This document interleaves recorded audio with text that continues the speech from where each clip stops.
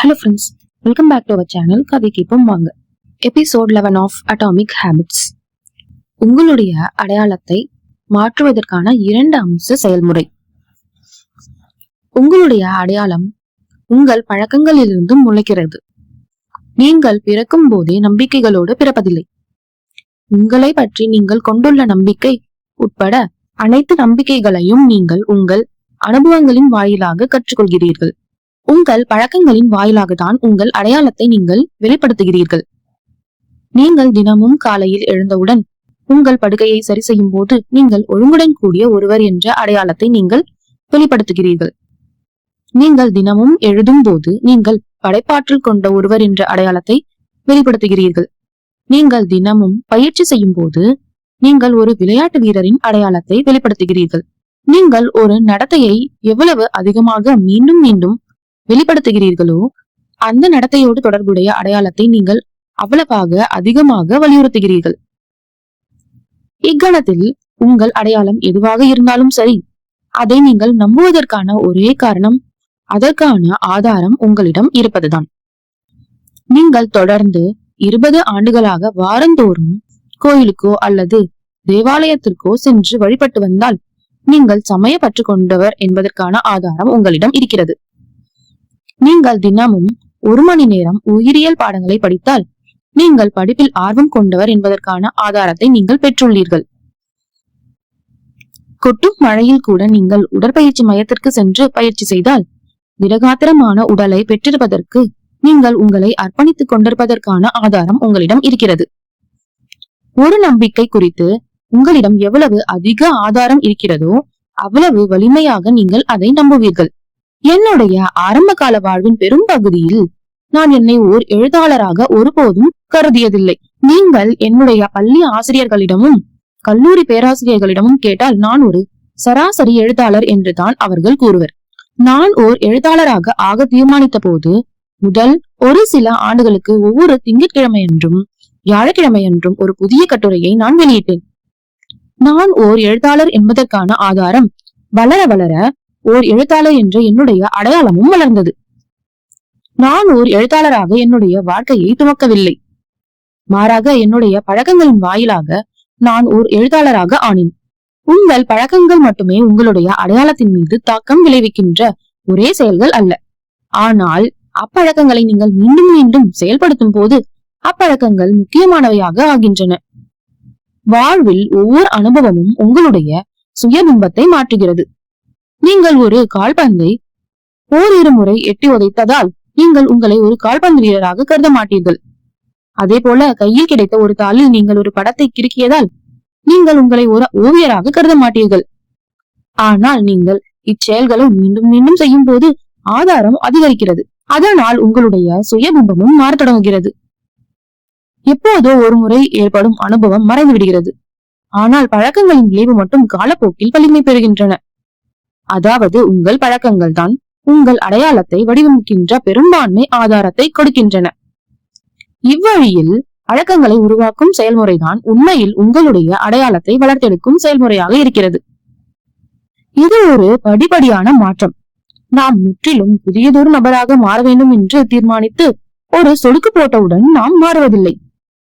ஒவ்வொரு நாளாக ஒவ்வொரு பழக்கமாக படிப்படியாக நாம் மாறுகிறோம்.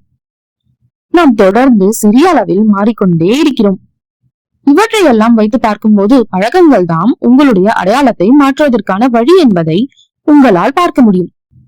அதாவது உங்களுடைய அடையாளத்தை மாற்றுவதற்கு நடைமுறையில் செயல்படுத்தக்கூடிய மிக சிறந்த வழி நீங்கள் செய்கின்ற விஷயங்களை மாற்றுவதுதான். நீங்கள் ஒரு பக்கம் முழுக்க எழுதுகின்ற ஒவ்வொரு முறையும் நீங்கள் ஓர் எழுத்தாளராக இருக்கிறீர்கள். நீங்கள் உங்கள் வயலினை வாசிக்க பயிற்சி செய்யும் ஒவ்வொரு முறையும் நீங்கள் ஓர் இசைக்கலைஞராக இருக்கிறீர்கள். நீங்கள் உங்களுடைய ஊழியர்களை ஊக்குவிக்கின்ற ஒவ்வொரு முறையும் நீங்கள் ஒரு தலைவராக இருக்கிறீர்கள். ஒவ்வொரு பழக்கமும் விளைவுகளை பெற்றுக் கொடுப்பதோடு கூடவே நீங்கள் உங்களை நம்ப வேண்டும் என்ற மிக முக்கியமான ஒரு விஷயத்தையும் உங்களுக்கு கற்றுக் கொடுக்கிறது. உங்களால் முடியும் என்று நீங்கள் நம்ப தொடங்குகிறீர்கள்.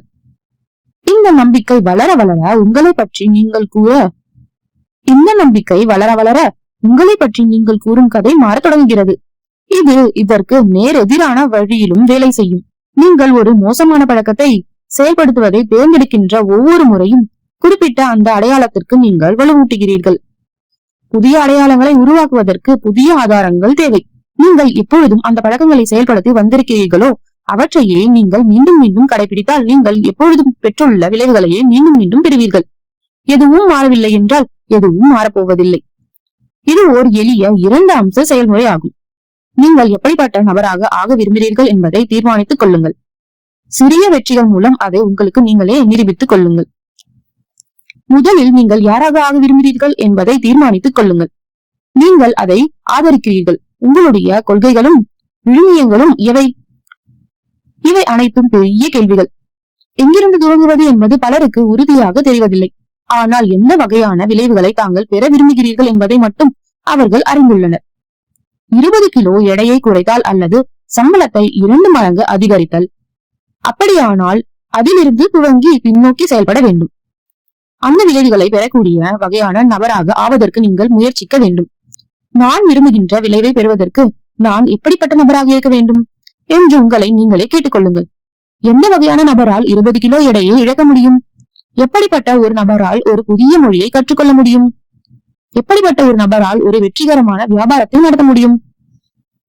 எடுத்துக்காட்டாக, எப்படிப்பட்ட ஒரு நபரால் ஒரு புத்தகத்தை எழுத முடியும்? விடாமுயற்சியை கொண்ட நம்பகமான ஒருவரால் மட்டுமே ஒரு புத்தகத்தை எழுத முடியும். இப்போது உங்கள் கவனம் ஒரு புத்தகத்தை எழுதுவதிலிருந்து விலகி விடாமுயற்சியும் நம்பகத்தன்மையும் கொண்ட ஒரு நபராக ஆவதன் மீது குவிகிறது. இச்செயல் பின்வரும் நம்பிக்கைகளுக்கு இட்டு செல்லக்கூடும். என் மாணவர்களுக்கு ஆதரவாக இருக்கின்ற வகையான ஓர் ஆசிரியர் நான். நோயாளிகளுக்கு தேவையான நேரத்தையும் பரிவையும் வழங்குகின்ற வகையான ஒரு மருத்துவர் நான். என்னுடைய ஊழியர்களுக்கு ஆதரவாக குரல் கொடுக்கின்ற வகையான ஒரு மேலாளர் நான். நீங்கள் எப்படிப்பட்ட நபராக ஆக விரும்புகிறீர்கள் என்பதை நீங்கள் தீர்மானித்துவிட்டால் உங்களுக்கு விருப்பமான அந்த அடையாளத்தை வலுப்படுத்துவதற்கு சிறிய நடவடிக்கைகளை மேற்கொள்ளுவதிலிருந்து நீங்கள் துவங்கலாம். என்னுடைய தோழி ஒருத்தி ஓர் ஆரோக்கியமான நபர் என்ன செய்வார் என்ற கேள்வியை தன்னை தானே கேட்டுக்கொண்டு சுமார் 45 கிலோ எடையை குறைத்தார். நாள் முழுவதும் அவர் இக்கேள்வியை தன்னுடைய வழிகாட்டியாக பயன்படுத்தினார். ஓர் ஆரோக்கியமான நபர் நடந்து செல்வாரா அல்லது டாக்ஸியில் பயணிப்பாரா? ஒரு ஆரோக்கியமான நபர் ஒரு பர்கரை சாப்பிடுவாரா அல்லது சத்தான உணவை உட்கொள்ளுவாரா? தான் ஓர் ஆரோக்கியமான நபர் போல நடந்து கொண்டால் இறுதியில் தான் உண்மையிலேயே ஆரோக்கியமான ஒரு நபராகும் என்பதை அவர் அறிந்து கொண்டார். அவருடைய நினைப்பு சரியென்று நிறுவனமாயிற்று. இப்புத்தகத்தின் இன்னொரு முக்கியமான அம்சம் பின்னூட்ட கருத்து சுழற்சிகள். உங்களுடைய பழக்கங்கள் உங்கள் அடையாளத்தை வடிவமைக்கின்றன. உங்கள் அடையாளம் உங்களுடைய பழக்கங்களை வடிவமைக்கிறது.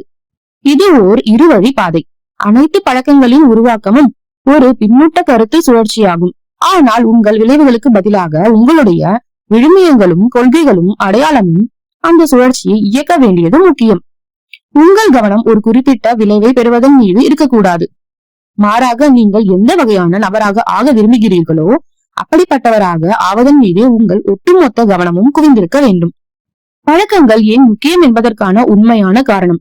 அடையாளத்தை மாற்றுவதுதான் பழக்கத்தை மாற்றுவதற்கான ஆற்றல் மிக்க வழியாகும். உங்களிடத்திலும் உங்கள் குடும்பத்தாரிடத்திலும் உங்கள் குழுவிலும் உங்கள் நிறுவனத்திலும் நீங்கள் விரும்புகின்ற வேறு எந்த ஒரு இடத்திலும் சிறந்த பழக்கங்களை வளர்த்தெடுப்பது பற்றிய படிப்படியான அறிவுறுத்தல்கள் இனி வரும் பக்கங்களில் கொடுக்கப்பட்டுள்ளன. ஆனால் உண்மையான கேள்வி நீங்கள் எத்தகைய நபராக ஆக விரும்புகிறீர்களோ அத்தகைய ஒருவராக நீங்கள் ஆகிக் கொண்டிருக்கிறீர்களா என்பதுதான். எப்படி என்பது முதல் அடி அல்ல, யார் என்று தெரிந்து கொள்வதுதான் நீங்கள் மேற்கொள்ள வேண்டிய முதல் நடவடிக்கையாகும். நீங்கள் யாராக ஆக விரும்புகிறீர்கள் என்பதை நீங்கள் அறிந்திருக்காவிட்டால் மாற்றம் குறித்த உங்களுடைய தேடல் ஒரு சுக்கான் இல்லாத ஒரு படகை போல இருக்கும். அதனால்தான் நாம் இங்கிருந்து துவங்குகிறோம்.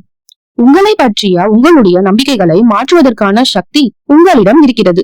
உங்கள் அடையாளம் கல்லில் வடிக்கப்படவில்லை. ஒவ்வொரு கணத்திலும் நீங்கள் தேர்ந்தெடுப்பதற்கான சுதந்திரம் உங்களிடம் இருக்கிறது. இன்று நீங்கள் தேர்ந்தெடுக்கின்ற பழக்கங்களை கொண்டு இன்று நீங்கள் வலியுறுத்த விரும்புகின்ற அடையாளத்தை உங்களால் தேர்ந்தெடுக்க முடியும். சிறந்த பழக்கங்களை வளர்த்தெடுப்பது என்பது தினமும் இரவில் பல் துலக்குவதையோ, தினமும் காலையில் குளிர்ந்த நீரில் குளிப்பதையோ அல்லது தினமும் ஒரே வகையான ஆடையை அணிவதையோ பற்றியது அல்ல. அதிக பணம் சம்பாதித்தல், எடையை குறைத்தல், மன அழுத்தத்தை குறைத்தல் போன்ற புறவயமான வெற்றிகளை அடைவதை பற்றியதும் அல்ல.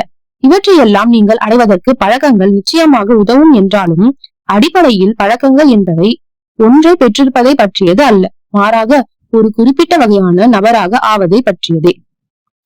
பழக்கங்கள் முக்கியமானவையாக இருப்பதற்கு காரணம், நீங்கள் எத்தகையவராக ஆக விரும்புகிறீர்களோ அப்படிப்பட்டவராக ஆக அவை உங்களுக்கு உதவுவதுதான்.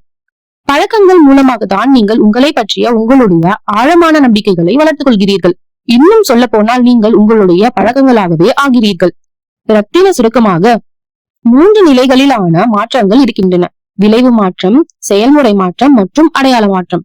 நீங்கள் அடைய விரும்புகின்றவற்றின் மீது கவனம் செலுத்துவதற்கு பதிலாக நீங்கள் யாராக ஆக விரும்புகிறீர்களோ அதன் மீது கவனத்தை ஒன்று குவிப்பதுதான் உங்களுடைய பழக்கங்களை மாற்றுவதற்கான ஆற்றல் மிக்க வழியாகும். உங்களுடைய பழக்கங்களில் இருந்துதான் உங்களுடைய அடையாளம் வெளிவருகிறது. உங்களுடைய ஒவ்வொரு நடவடிக்கையும் நீங்கள் எத்தகையவராக ஆக விரும்புகிறீர்களோ அதற்கு நீங்கள் அளிக்கின்ற ஒரு வாக்காகும். நீங்கள் சிறப்புற விரும்பினால் உங்களுடைய நம்பிக்கைகளை தொடர்ந்து திருத்தி அமைக்க வேண்டும். உங்கள் அடையாளத்தை மேம்படுத்தவும் விரிவுபடுத்தவும் வேண்டும். நம்பிக்கைகள் முக்கியமானவையாக இருப்பதற்கான உண்மையான காரணம் சிறந்த விளைவுகளை அவற்றால் உங்களுக்கு பெற்றுக் கொடுக்க முடியும் என்பது அல்ல, மாறாக உங்களை பற்றிய உங்களுடைய நம்பிக்கைகளை அவற்றால் மாற்ற முடியும் என்பதுதான். தேங்க்யூ.